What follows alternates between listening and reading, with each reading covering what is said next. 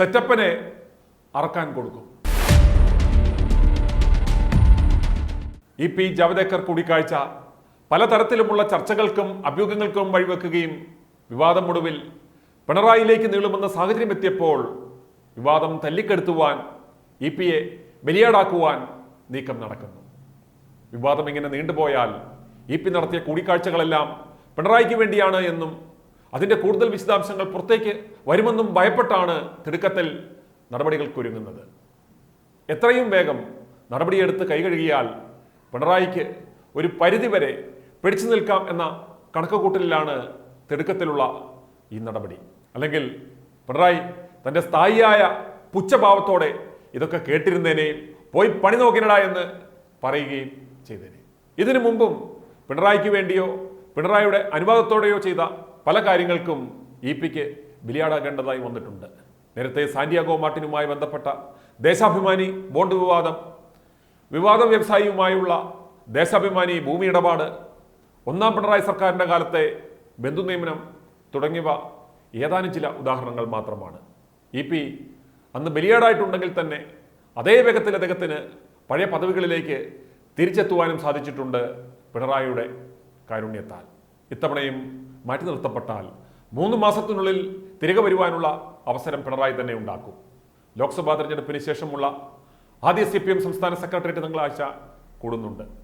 തെരഞ്ഞെടുപ്പ് അവലോകനത്തിനൊപ്പം പോളിംഗ് ദിനത്തിൽ വലിയ തോതിൽ ചർച്ചയായ BJP-യുടെ കേരളത്തിലെ ചുമതലയുള്ള പ്രകാശ് ജാവദേക്കർ EP ജയരാജൻ കൂട്ടിക്കാഴ്ചയും യോഗത്തിൽ ചർച്ചാ വിഷയമാകും. EP ജയരാജൻ BJP-യുമായി ചർച്ച നടത്തിയെന്ന വെളിപ്പെടുത്തൽ തെരഞ്ഞെടുപ്പ് ദിവസം LDF-നെ കടുത്ത പ്രതിരോധത്തിലാക്കിയതിന് പിന്നാലെ പാർട്ടിക്കുള്ളിലും ഘടകകക്ഷികൾക്കിടയിലും നടപടി ആവശ്യം ഉയർന്നതായാണ് വിവരം. അതുകൊണ്ട് തന്നെ മുന്നണിക്കകത്തും പുറത്തും വിവാദം കത്തിപ്പുകയാതിരിക്കണമെങ്കിൽ EP-യെ ബലിയാടാക്കിയെങ്കിലേ പറ്റൂ.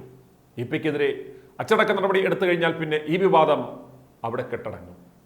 EP-യെ ഇക്കാര്യങ്ങളെല്ലാം ബോധ്യപ്പെടുത്തി പാർട്ടിക്കുണ്ടായ നാണക്കേട് കണക്കിലെടുത്ത് ധാർമ്മികമായ ഉത്തരവാദിത്വം സ്വയം ഏറ്റെടുത്ത് അദ്ദേഹത്തെ കൊണ്ട് സ്വയം LDF കൺവീനർ സ്ഥാനത്ത് നിന്നും മാറി നിൽക്കുവാനുള്ള സന്നദ്ധത സ്വയം പ്രഖ്യാപിക്കുകയും അത് പാർട്ടി അംഗീകരിക്കാനുമാണ് സാധ്യത.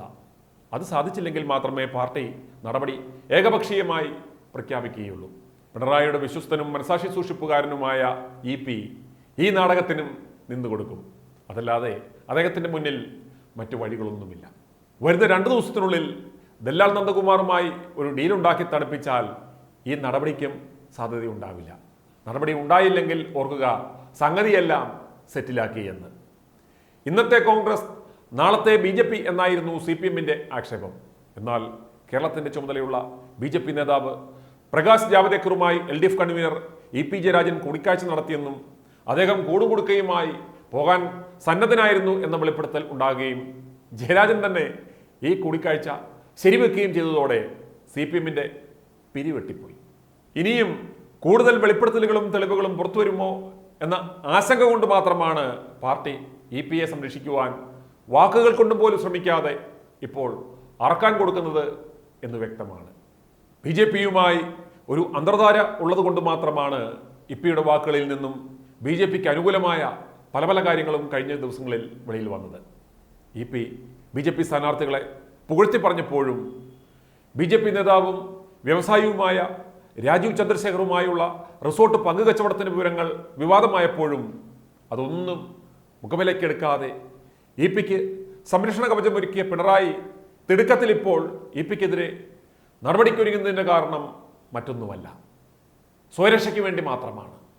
ജൂൺ 4-ന് തെരഞ്ഞെടുപ്പ് ഫലം വരുമ്പോൾ BJP-ക്ക് തിരുവനന്തപുരവും തൃശ്ശൂരും കിട്ടുവാൻ നേർച്ച നടന്നിരിക്കുകയാണ് പിണറായി എന്നാണ് വിവരം. അല്ലെങ്കിൽ കേജ്രിവാളിൻ്റെ അനുഭവം ഉണ്ടാകും എന്നുറപ്പാണ്.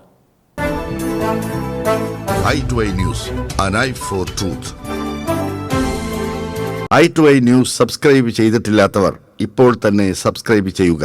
നോട്ടിഫിക്കേഷൻ ലഭിക്കുവാൻ ബെൽ ബട്ടണും അമർത്തുക.